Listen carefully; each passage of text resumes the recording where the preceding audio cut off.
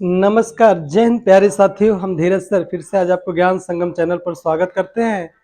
आइए आज हम देखते हैं हिंदी का उपसर्ग से संबंधित महत्वपूर्ण प्रश्नों का सेशन लेकर आए हैं। पहला प्रश्न शुरुआत करते हैं। पहला प्रश्न आपका है, आइए पहले प्रश्न इसका शुरुआत करते हैं। पहला प्रश्न हमारा है कि रिक्त स्थान की पूर्ति कीजिए। दिया है डॉट डॉट डॉट और डॉट डॉट दोनों शब्दांश है जिन्हें मूल रूप से शब्द के नए शब्दों का निर्माण किया। क्या उपसर्ग भी जोड़ा जा सकता है? यहाँ हम लिख सकते हैं उपसर्ग, बाबू लिख सकते हैं यहाँ उपसर्ग। यहाँ ये भी तो लिख सकते हैं प्रत्यय। प्रत्यय दोनों ऐसे शब्दांश है जिन्हें मूल शब्दों में जोड़कर शब्दों का निर्माण। देखिए ना, हम लिखे हैं कि यहाँ लिख दे आपको हार, इसके आगे हम जोड़ दे क्या, वी उपसर्ग लगा दे। वी धन हार बराबर बिहार। बिहार का मतलब घूमना भी होता है, ठीक, बिहार एक राज्य भी है। अगर उपसर्ग किसी शब्द के आगे जुड़ता है तो नया शब्द निर्माण। अच्छा, हम देव में धन रानी जोड़ दें तो बन क्या गया, देवरानी। प्रत्यय किसी शब्द के पीछे जुड़ता है, ठीक। अगर उपसर्ग और दोनों ऐसे शब्दांश है जो मूल शब्दों में जोड़कर शब्दों का निर्माण, किसका, उपसर्ग और प्रत्यय भरा जाएगा ना बाबू।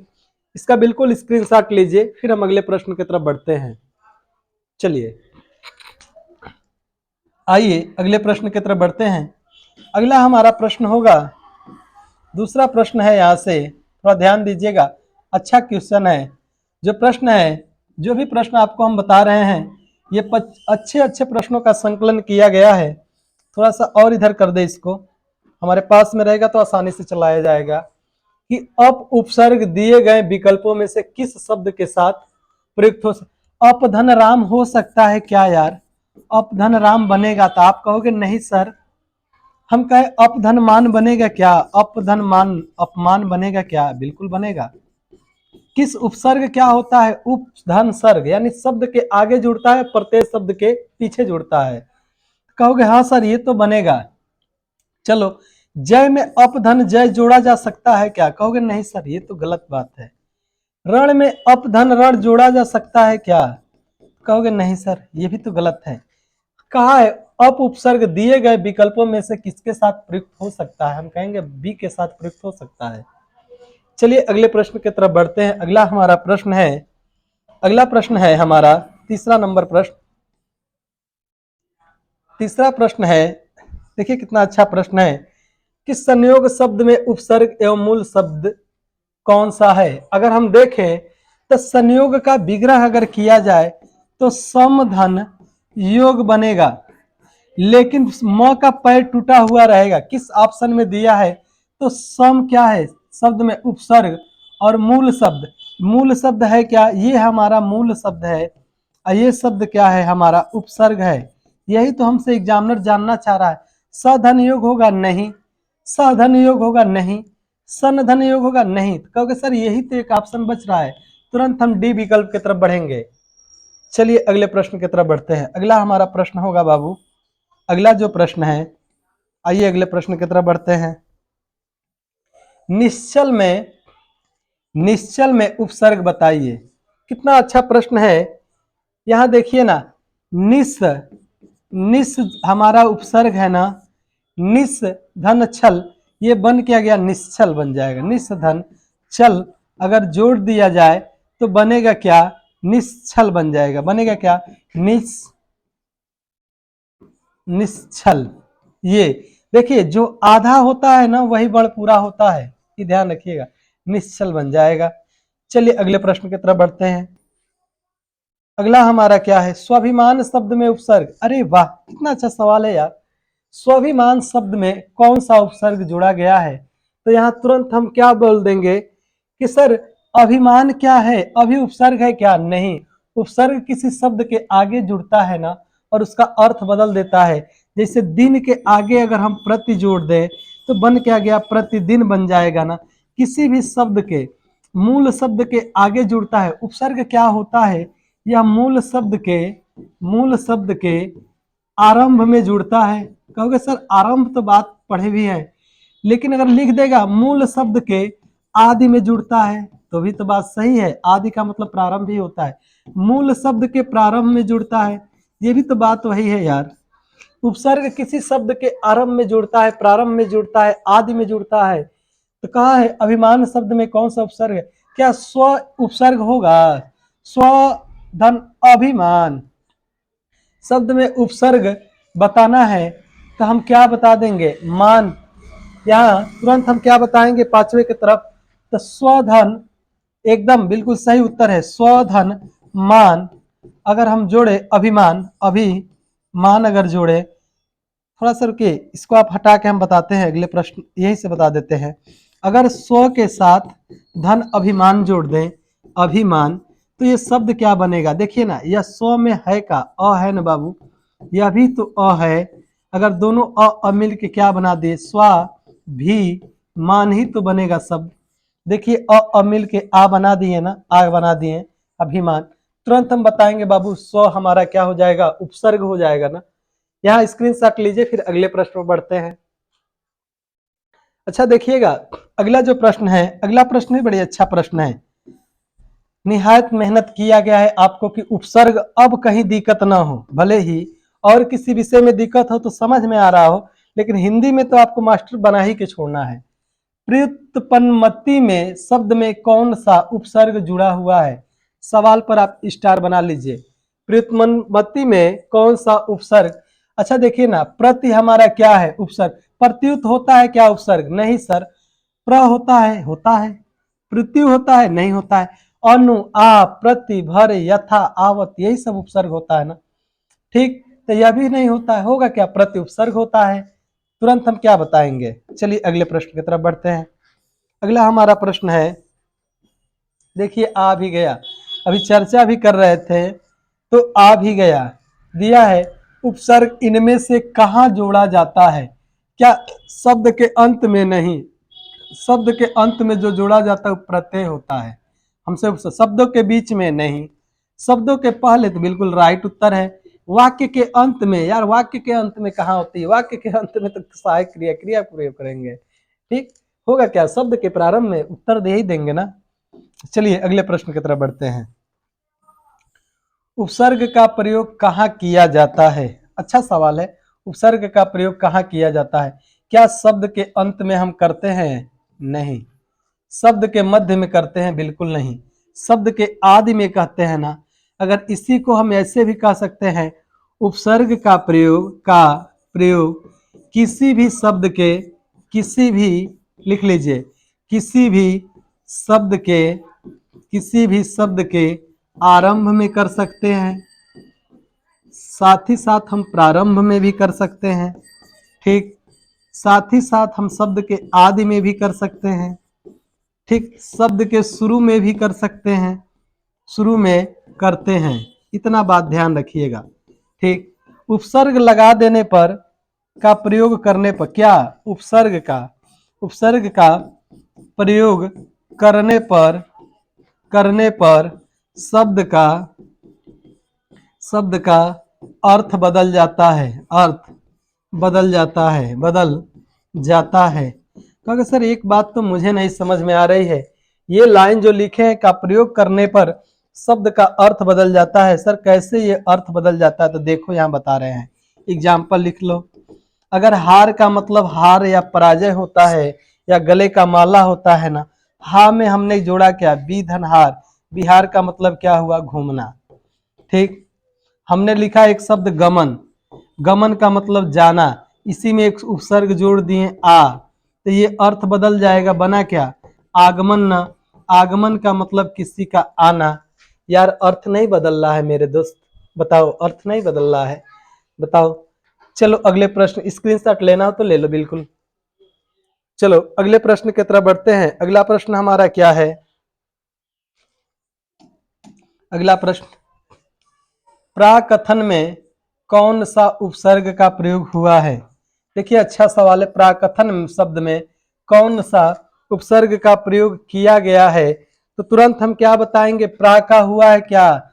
क कथन होता है? नहीं सर। क्या कथन होगा? बिल्कुल नहीं होगा बाबू। प्र भी होगा? नहीं। तुरंत हम देखो ना, प्राक हमारा क्या है? हमारा उपसर्ग है। इसमें अगर हम कथन जोड़ेंगे तो ये दोनों का अर्थ क्या निकलेगा?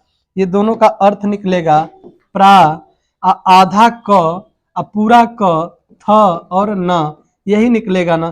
तो अगर सर इसको तो जोड़ा जा सकता है, हम कहेंगे बिल्कुल यार, यही तो उत्तर होगा। चलो अगले प्रश्न की तरफ बढ़ते हैं। अगला प्रश्न हमारा है, प्रातः काल शब्द में कौन सा उपसर्ग का प्रयोग किया गया है? प्रातः काल उपसर्ग में। अच्छा देखो ना बाबू, काल का मतलब क्या होता है? कहोगे सर समय। हमने ऐसे उपसर्ग में वह शब्द छाट देते हैं जिसका अर्थ निकलता है। ये शब्द हमारा क्या है? प्रातः हमारा क्या उपसर्ग है ना। प्रातः धन काल बनेगा, और जब प्रातः काल लिखते हैं तो ऊपर सिरो रेखा नहीं होती है। जो ये बिंदु होते हैं विसर्ग बिंदु, इनके ऊपर सिरो रेखा का प्रयोग बाबू नहीं किया जाता है। तो ये क्या हो जाएगा? उपसर्ग ऑप्शन नंबर ए हो जाएगा। बिल्कुल स्क्रीनशॉट ले लीजिए। चलिए अगले प्रश्न की तरफ बढ़ते हैं। अगला प्रश्न क्या है,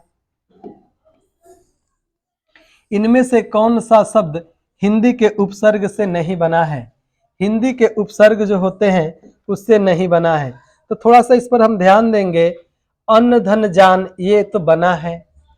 कौन सा उपसर्ग से? देखो प्रश्न का थोड़ा सा बिल्कुल यहाँ बाबू ध्यान दो। अच्छा प्रश्न है। सवाल लिखा नहीं बना है, बना है नहीं, नहीं बना है। बिन धन चखा, बिन चखा बन जाएगा। बिन धन जाना, बिन जाना बन जाएगा। लेकिन पता में उपसर्ग कौन सा नहीं लगा है? तुरंत लापता एक शब्द ही है। लापता का मतलब गुम हो जाना, इसमें कोई उपसर्ग नहीं। पता में ला लगा देंगे क्या? नहीं, पता में ला नहीं लगा, यही हिंदी के उपसर्ग से नहीं बना है। बिन हिंदी का है, बिन है, अन है, ये सब हिंदी के उपसर्ग है, इससे कहा है नहीं बना है। तो लापता है, हिंदी के उपसर्ग से नहीं बना है। चलिए अगले प्रश्न की तरफ बढ़ते हैं। अगला प्रश्न है, हिंदी में सवाल है, हिंदी में विदेशी भाषाओं से आए हुए उपसर्ग क्या कहलाते हैं? आए हुए उपसर्ग को हम क्या कहते हैं? प्रत्यय कहते हैं क्या? नहीं, प्रत्यय शब्द के पीछे जुड़ता है। आगत उपसर्ग कहते हैं क्या? हाँ बाबू, इसी को तो हम ये भी कह सकते हैं, कुल कितने विदेशी उपग्रह हैं जो विदेश से आए हैं, कुल कितने आगत हैं, इसी को तो आगत भी कहा जाता है। इन्हीं को विदेशी कहा जाता है। आगत उपसर्ग का ही दूसरा नाम क्या है? विदेशी उपसर्ग। तुरंत हम बता देंगे। निपात का मतलब होता है ना बाबू, निपात का मतलब जब वाक्य में अतिरिक्त बल लगा दिया जाए, जब वाक्य में अतिरिक्त बल लगा दिया जाए, अतिरिक्त बल लगा दिया जाए, अतिरिक्त बल लगा दिया जाए, उसे हम निपात कहते हैं। निपात का मतलब मैं जाता हूँ, मैंने लिखा मैं जाता हूँ, मैं ही जाता हूँ, मैं ही जाता हूँ। तो यहाँ वाक्य में अतिरिक्त बल लगाया जा रहा है, ही हमारा क्या है? निपात का कार्य करेगा। जब वाक्य में अतिरिक्त बल लगाते हैं उसे निपात कहते हैं। अव्यय हिंदी में 4 प्रकार के होते हैं। कौन कौन? क्रिया विशेषण, संबंध बोधक, और एक क्या होता है? समुच्चय बोधक। एक होता है विस्मयादि बोधक, विस्मयादि बोधक होता है। ये हमारे क्या होते हैं? 4 अव्यय होते हैं। चलिए स्क्रीनशॉट लीजिए, फिर आगे चलता हूं। अगला प्रश्न है, इनमें से सम उपसर्ग से निर्मित शब्द का चयन करना है। इनमें से सम उपसर्ग से निर्मित अच्छा संस्कृत नहीं, निर्मित शब्द नहीं होगा। सम्मेलन ये भी नहीं होगा। अच्छा यार, अच्छा प्रश्न है, रुक जाइए। समधन कृत संस्कृत बनता है, समधन मेलन, या क्या हो गया? सम्मेलन। अरे यार ये तो अच्छा सवाल है, रुको रुको रुको रुको, बिल्कुल देखो। संस्कृत सम उपसर्ग से बना हुआ हमें बताना है ना। समधन सकार संस्कार होता है, समधन मेलन सम्मेलन, यानी उपयुक्त सभी हो जाएगा। बिल्कुल इसका राइट उत्तर हो जाएगा। क्या हो जाएगा बाबू? इसमें हमारा उपयुक्त सभी हम उत्तर देंगे। चलिए अगले प्रश्न की तरफ बढ़ते हैं। अगला प्रश्न है, निम्नलिखित में से कौन सा शब्द क उपसर्ग से बना हुआ है? क उपसर्ग से बने उपसर्ग को हमको बताना है। कलाई एक मूल शब्द है या नहीं बना है? कलाधर एक मूल शब्द है, नहीं, इस पूरा मिलकर अर्थ निकालता है, कलाई पूरा। लेकिन क धन अगर पूत हम करें ना बाबू, तो क हमारा किसका कार्य करेगा? उपसर्ग का कार्य करेगा। ये हमारा क्या हो जाएगा? क हमारा उपसर्ग हो जाएगा, यानी ऑप्शन नंबर सी हो जाएगा। आइए अगले प्रश्न की तरफ बढ़ते हैं। अगला प्रश्न है बाबू, देखिए, आत्मयात, आत्मत्याग का शब्द में कौन सा उपसर्ग का प्रयोग किया गया है? तो आत्मत्याग में ग उपसर्ग है, नहीं। त्याग हमारा उपसर्ग है, बिल्कुल नहीं, त्याग तो बाद में आया है। मत त्याग कोई शब्द होता है का? नहीं। आत्म हमारा शब्द होता है। आत्म में अगर हम, आत्म हमारा मूल, आत्म हमारा शब्द है यानी उपसर्ग है, और इसमें हम त्याग जोड़ दें तो ये बनेगा क्या? आत्म त्याग बन जाएगा। क्या बन जाएगा? आत्म त्याग बन जाएगा। ये हमारा क्या हो जाएगा? एक शब्द हो जाएगा। चलिए यहां तक आप स्क्रीनशॉट लीजिए, फिर अगले प्रश्न को बढ़ते हैं। अगला प्रश्न है जो 16 नंबर प्रश्न है, 16 नंबर की तरफ बढ़ते हैं। ठीक, 16 नंबर, अहिंसा में देखिएगा, अहिंसा शब्द में कौन सा उपसर्ग प्रयोग किया गया है? देखिए, हमारा क्या होता है बाबू? हमारा उपसर्ग का कार्य होता है। शब्द में कौन सा उपसर्ग का प्रयोग किया गया है? यहाँ से इसको हटा दीजिएगा, ये अंग नहीं है, ये है क्या? उपसर्ग। में हमने, अंग में हमने हिंसा लगा दिया, हिंसा लगा दिया, तो ये बन क्या जाता है? अहिंसा शब्द बन जाता है, यानी उपसर्ग का प्रयोग किया गया। ऑप्शन नंबर सी के साथ हम जाएंगे। चलिए अगले प्रश्न की तरफ बढ़ते हैं। अगला प्रश्न है, विज्ञान शब्द में कौन सा उपसर्ग का प्रयोग किया गया है? अच्छा, पहले मेन शब्द छाट ले। क्या है मेन शब्द है बाबू? क्या मेन शब्द? तो इतना हम छाट ही लेंगे यार। ज्ञान हमारा मेन शब्द है। अच्छा, आप पढ़ भी रहे हैं ज्ञान संगम पर, ज्ञान हमारा मेन शब्द है। इसमें लगा क्या है? वी लगा है। वी लगा है क्या? नहीं। वी हमारा लगा है क्या? कहेंगे सर लगा तो है, यही हमारा उत्तर होगा। चलिए अगले प्रश्न की तरफ बढ़ते हैं। अगला प्रश्न है आपका, इनमें से कौन सा शब्द एक से अधिक उपसर्गों से बना है? अरे वाह, कौन सा शब्द एक से अधिक उपसर्गों से बना है? तो देखिए ना, कौन सा शब्द एक से अधिक उपसर्गों से बना हुआ होगा। ठीक, यहां हम देखते हैं कौन सा उपसर्ग होगा। देखिए, परि धन धन वर्ण, वर्ण हमारा क्या है? मेन शब्द है। ये हमारा क्या है? मेन शब्द, मुख्य शब्द है। हमारा क्या है? उपसर्ग है। अनु आ प्रतिभर, ये अनु आ प्रा प्रतिभर, ये सब क्या है? ये भी उपसर्ग। एक से अधिक उपसर्ग से बनने वाला क्या है? पर्यावरण। परिधन आधन वर्ण, ये बनता क्या है? पर्यावरण बनता है। आइए अगले प्रश्न की तरफ बढ़ते हैं। कौन सा शब्द जो है अन उपसर्ग के योग से बना हुआ है? तो कौन सा अन उपसर्ग से बना है? अच्छा, एक का मतलब एक होता है ना, अगर यहीं पर हम लगा दे अन। अच्छा, न में है क्या? अन। यह क्या है? ए न। यह क्या है? क। यहाँ हमने लिख दिया है अन। अच्छा देखिए, के साथ अगर ए जोड़ते हैं ऐ का हो बनता है ना, तो तुरंत कहेंगे सर न में एक मंत्रा ने, इधर से क को उठा लाएंगे, ये बन क्या जाएगा? अनेक। में अन उपसर्ग के योग से बना हुआ है क्या? अनेकित बना हुआ है। अन धन याय होता नहीं है, अनहद होगा नहीं, अनार होगा नहीं। अनार तो एक शब्द है सर। अनेक, अन धन एक उपसर्ग से बना है, हमें यही बताना भी है बाबू, अन उपसर्ग के योग से बना है। चलिए अगले प्रश्न की तरफ बढ़ते हैं। किस शब्द में अन उपसर्ग का प्रयोग नहीं हुआ है? देखिए क्या सवाल है। अन अनुधन, किसमें उपसर्ग का प्रयोग, अन उपसर्ग का प्रयोग नहीं हुआ है? अनुधन पम इसमें हुआ है। सवाल दिया है किसमें नहीं हुआ है, चलिए देखते हैं किसमें नहीं हुआ है। नहीं हुआ है। अनुधन चित अनुचित बनता है, अनधन उचित अनुचित बनता है, अनिधन इच्छा अनिच्छा बन जाएगा। लेकिन अनुधन गमन, ये अनुगमन किसमें नहीं हुआ है? गमन का मतलब अनु भी होता है,